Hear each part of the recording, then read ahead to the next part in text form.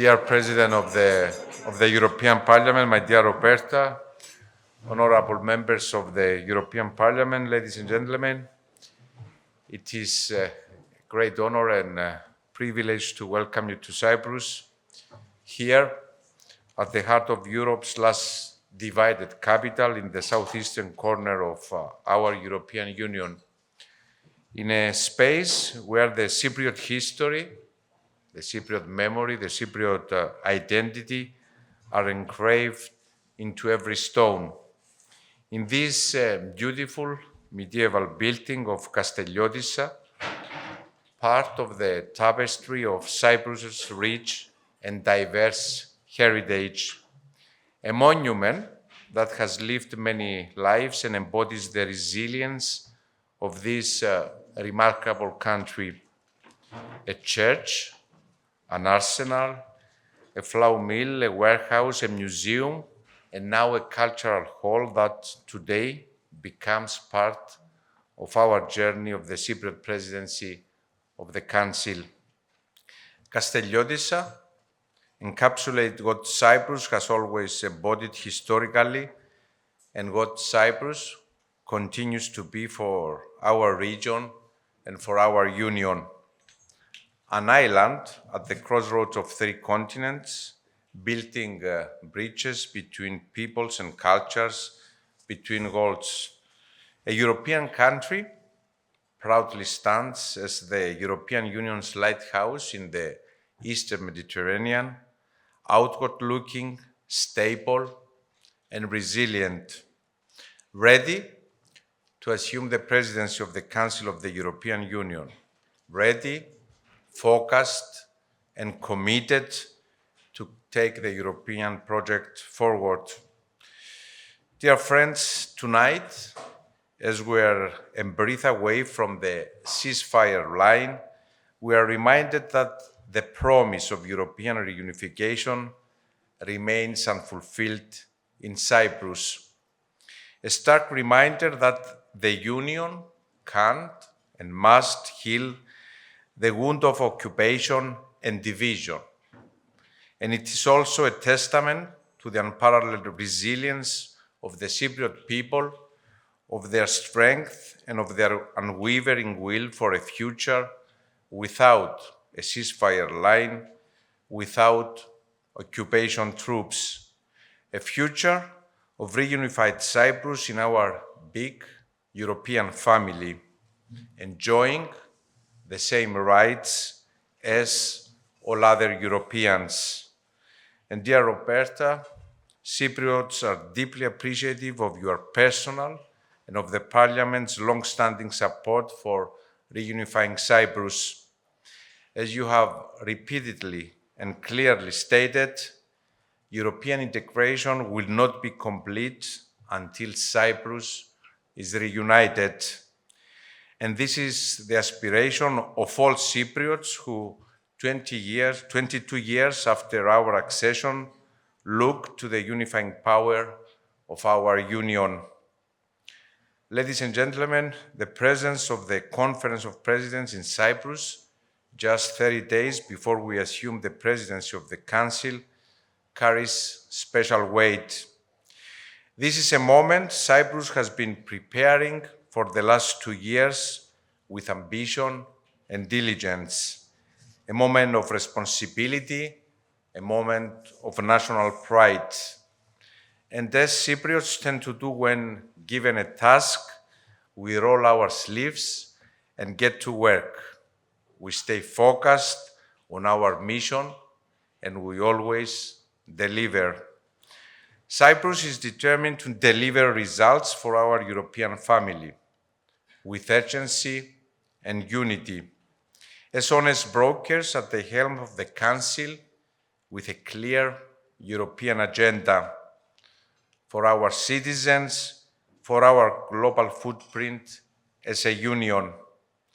The union Cyprus envisions is a truly autonomous union, one that engaged with the world from a space of internal strength and resilience, a union that is strong, competitive, that can take care of its own security, a Europe that protects its citizens without strategic dependencies, a union where values meet interests, a Europe that is united and works together. This is our most precious asset as a union, our unity.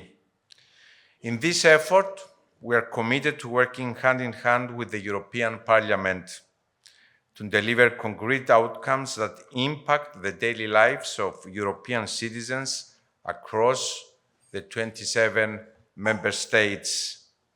The Parliament is not only our co-legislator, it is our strategic partner, an institution that gives voice and shape to Europe's democratic soul. And together, we must advance the Union's legislative agenda and navigate the critical files ahead.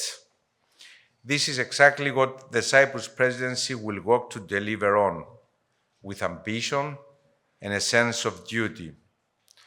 From our steadfast support for Ukraine to defense and security, enlargement, competitiveness hand in hand with green transition, migration, connectivity, energy and climate, and water security.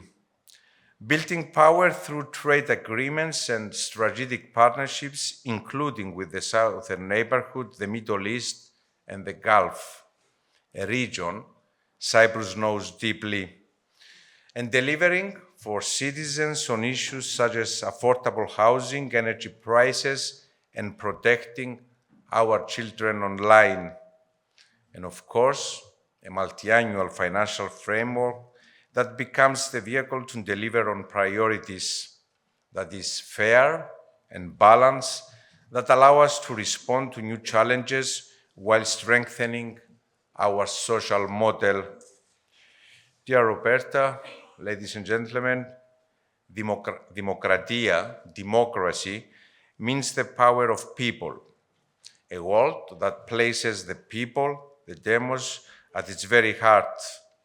Our citizens in every corner of our union, at the heart of our policies.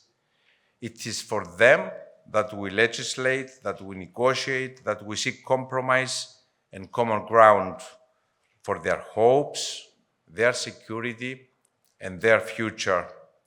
So let us raise our glasses to them, to our citizens, and of course, to our presidency, the Cyprus presidency, that will work with all of you, with our partners, to serve our citizens with commitment, unity, and purpose.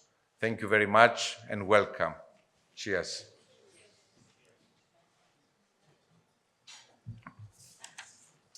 Thank you, dear President Christodoulides, dear Nikos, ministers, colleagues, dear friends.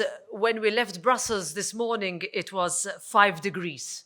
So I think we could literally not have had a warmer welcome.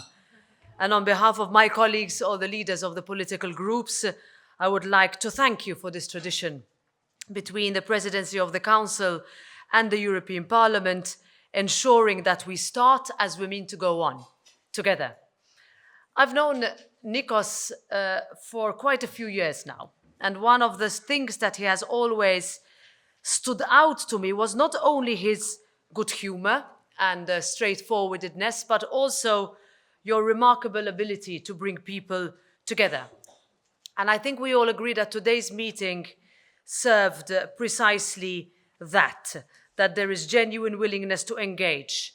And our discussions have also served as excellent starting points to our continued cooperation. On the 1st of January, we will hit the ground running, and that's because of all the hard work that so many Cypriots have undertaken to get ourselves to the starting point. And your depiction, dear Nikos, of this country as a lighthouse, I think is one that we will take away with us in all the work, different challenges that we will face over the 6 months of your presidency. I'm also encouraged by the 2 main themes that will frame your presidency's program. They are aligned with our priorities, so rest assured in building a Europe that is more engaged, that is more secure and more autonomous. In all of this, the European Parliament stands alongside you as co-legislator, as a partner and as a friend. So, dear President, thank you for your engagement, your commitment and your leadership. So let's raise our glasses to say cheers to the next 6 months of working together.